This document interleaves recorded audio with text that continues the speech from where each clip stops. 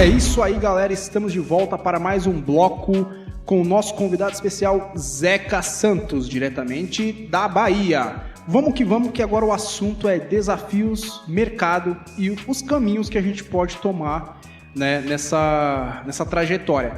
Tá, vamos lá. Na vida musical, né, quando você começou ali mesmo para valer e começou a sentir que estava expandindo, estava começando a crescer o negócio, como é que foram esses obstáculos antes de você alcançar um certo patamar, um nome na região, né? Como que foram esses obstáculos para você romper esse teto? Porque tem um teto, né? A gente começa e parece que não rompe nunca, esse bendito teto que aparece na nossa frente. Como é que foi conseguir romper esse teto aí? Cara, os obstáculos não são poucos no mundo da música. Você que trabalha no mundo da música, não são poucos os obstáculos, mas o meu maior obstáculo era eu. Era às vezes duvidar, será se eu fizer isso vai dar certo? Aí com o tempo você vai aprendendo, aí eu vou fazer. Eu mudei a mentalidade de será se vai dar certo, para eu vou fazer, se der certo bem, se não der certo, eu faço de novo de outra forma, tentando corrigir os erros. E ao meu ver, o primeiro obstáculo foi esse, porque se você tem confiança em você, automaticamente ao seu redor o pessoal vai ter mais confiança em você. Se você não tem confiança em você, você vai fazer lá sem confiança, você vai passar essa desconfiança para todo mundo ao redor. Então, ao meu ver, o primeiro obstáculo e maior era eu. Mas estou corrigindo, não vou dizer corrigir 100%, mas estou corrigindo para que mais e mais eu possa estar melhor, entregar um trabalho melhor e todos possam confiar mais no meu trabalho. Cara, sensacional. E é verdade mesmo, porque eu falo também pela minha experiência própria, né, no mercado musical. A maior parte, né, o maior sabotador geralmente é nós mesmos, né? É a si mesmo ali. Muitas das vezes a gente duvida do projeto, duvida da execução, duvida da qualidade de material, do que você tem para entregar, e isso faz com que você perca tempo, né? Vai perdendo tempo. O Zeca ali, ele pontuou uma coisa importante mesmo. A primeira coisa, eu até falo com alguns dos meus alunos, né, que o maior inimigo contra a evolução, de fato, é você mesmo. Né? Porque por mais que você às vezes tenha uma inimizade com alguém, por mais que tenha o seu concorrente tentando te derrubar ali, cara, se você entrega um trabalho de excelência, você tenta aprimorar o teu lado pessoal, a tua execução profissional, né, e parar de se auto-sabotar, provavelmente o teu concorrente, né, ou o cara que tenta dificultar no meio musical ali, no mercado, ele não vai conseguir surtir efeito, porque você tem ali um trabalho consolidado, né, você entrega um serviço muito bom, de qualidade, que a própria população que já consome, ela já separa o joio do trigo. Então, às vezes a gente fica muito preocupado, muitas vezes, né, com esses percalços que vão tendo no caminho. Eu tô com dificuldade porque o meu concorrente da região é mais forte, tem mais equipamento. Cara, amém por isso pra ele, legal. Às vezes ele tem mais tempo de estrada, mais experiência ali, né, então conseguiu conquistar algumas coisas primeiro. Amém por isso. Só que se você entra no meio pensando nisso, não vou fazer porque meu concorrente tem um caminhão, né, para levar todos os equipamentos e eu só tenho meu carrinho, só o meu golzinho para levar. Cara, você já tá se auto-sabotando na mente. Então essa é a pegada mesmo. Gostei pra caramba já do comentário do Zeca. E tu falou algo aí que é muito importante no mundo da música. A gente como músico pôr-se no lugar. Porque tem gente que está entrando agora no mundo da música e já quer ter mesma desenvoltura, tá no mesmo estágio daquele cara que está lá no mundo da música ralando há tantos anos atrás. E falta um pouco de respeito nesse quesito. O pessoal está muito querendo já chegar e sentar na janela. Exato. Você falou isso aí, é muito importante, cara. Exato. Eu conheço muita gente assim, cara.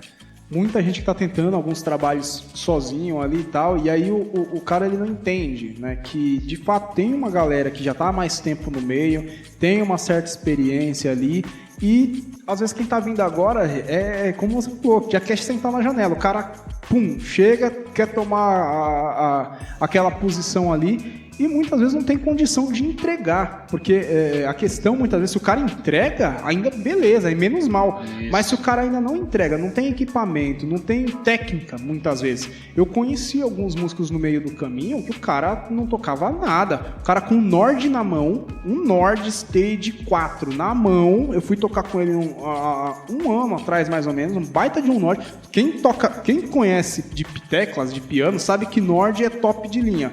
Né? Então, são uns instrumentos caríssimos, 15, 20, 30 mil reais, né? quando são lançados. É basicamente o preço de dar entrada num carro popular. Né? Então, são instrumentos que requerem um certo investimento. O cara com baita de um equipamento na mão, mas não tocava nada, não segurava nada. A gente foi fazer um casamento um tempo atrás, ele até veio por uma indicação e tal, para poder cobrir esse espaço. E o cara, antes do evento, aquela marra, né? Que eu faço, que isso e aquilo, né? E eu entrego e tal. Aí quando foi chegar no dia mesmo para poder fazer, o cara mal tocava as músicas do casamento. E eram músicas 4 acordes, 5 acordes. Eu falo, misericórdia.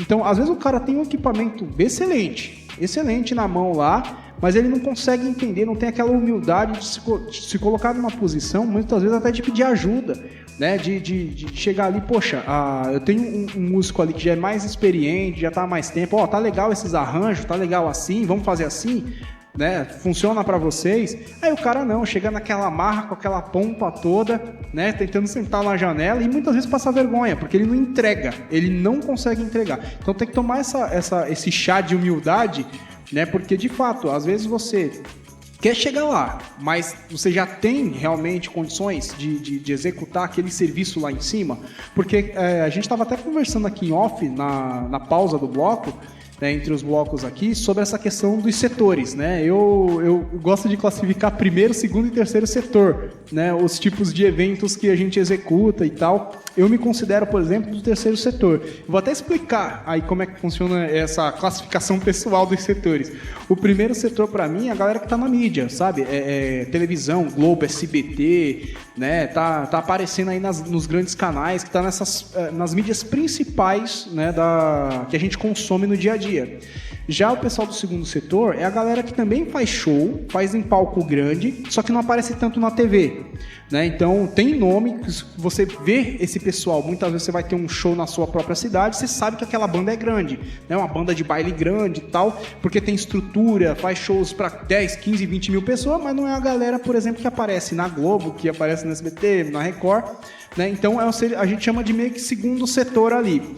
E tem a galera que lida com pessoa física, que é quem está em casa, vai fazer uma festa de aniversário, vai fazer um casamento, né? E aí você faz aquele contrato já com a pessoa física.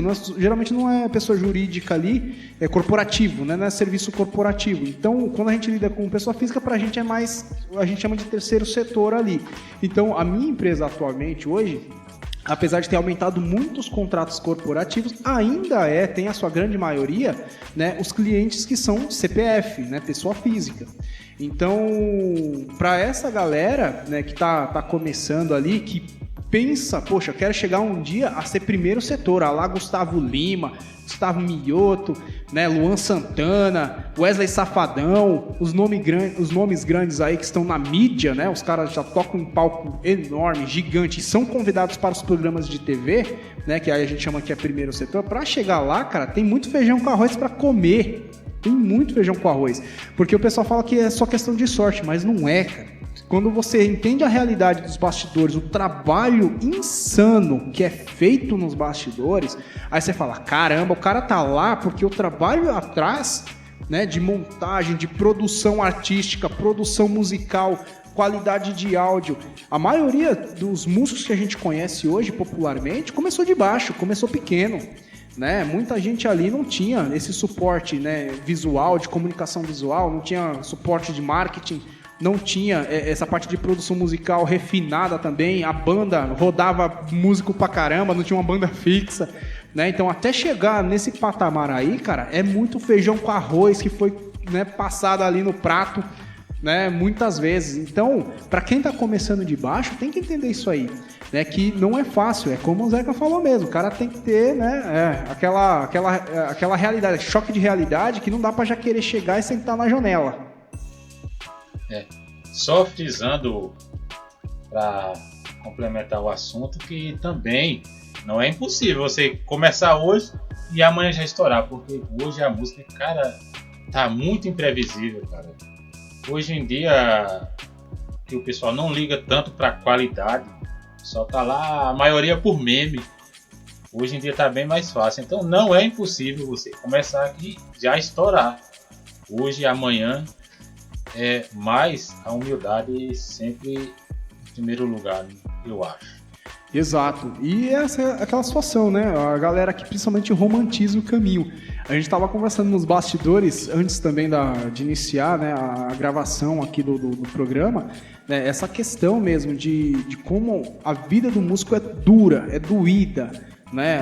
Só quem realmente começou de baixo ali sabe o que é você ficar enrolando o cabo depois do evento, engolindo poeira nos eventos.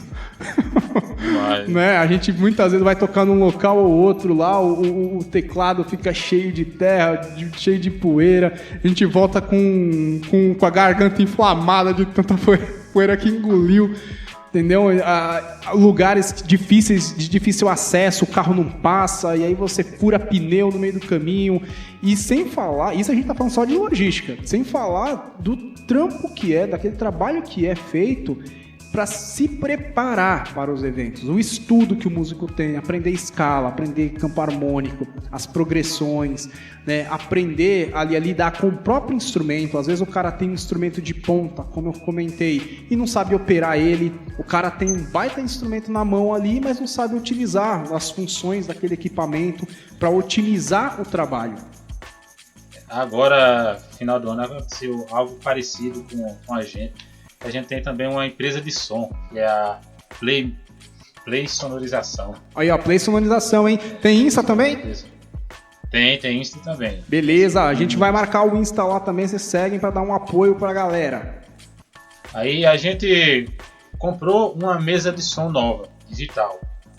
No final do ano, estavam tendo muitos eventos. Só que a gente comprou uma Ferrari, só que a gente ainda não sabia dirigir.